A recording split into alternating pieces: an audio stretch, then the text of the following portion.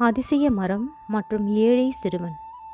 செம்பட்டி என்னும் சிறு கிராமத்தில் ராஜன் என்ற ஏழை சிறுவன் வசித்தான்.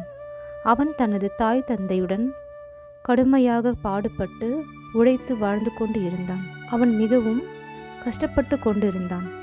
அவன் காட்டில் வியர்வை பசியால் அலுத்து நடந்து கொண்டிருந்த போது பசுமையாக பிரகாசித்த ஒரு அதிசய மரம் அவனது கவனத்தை ஈர்த்தது. மரத்தின் அருகே சென்று பார்த்தான். மரம் மனித குரலில் பேச ஆரம்பித்தது. ராஜா, உன் இருதயம் தூய்மையால் நான் உன்னிடம் பேசுகிறேன். ஒவ்வொரு முறையும் நீ உன் உண்மையான மனதோடு ஒரு விருப்பத்தை சொன்னால் நான் அதை நிறைவேற்றுவேன்.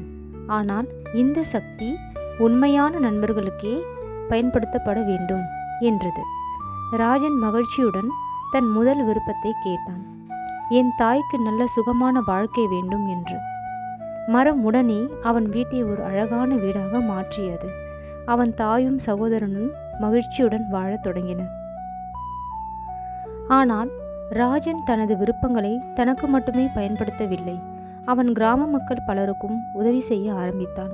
ஏழை குடிமக்களுக்கு உணவு பண்டங்கள், உடைகள், விவசாயிகளுக்கு பரந்த நிலங்கள் என பல உதவிகளை செய்து கிராமத்தை செழிப்புள்ள ஒன்றாக மாற்றினான்.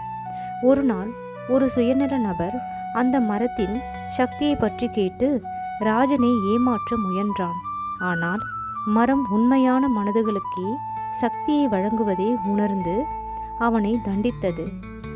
கதையின் முடிவில் அதிசய மரம் ராஜனை கடைசி முறையாக மறுபடியும் கேட்டது. ராஜா, இன்னும் ஒரு விருப்பம் இருக்கிறது, அதை நீ சொல்.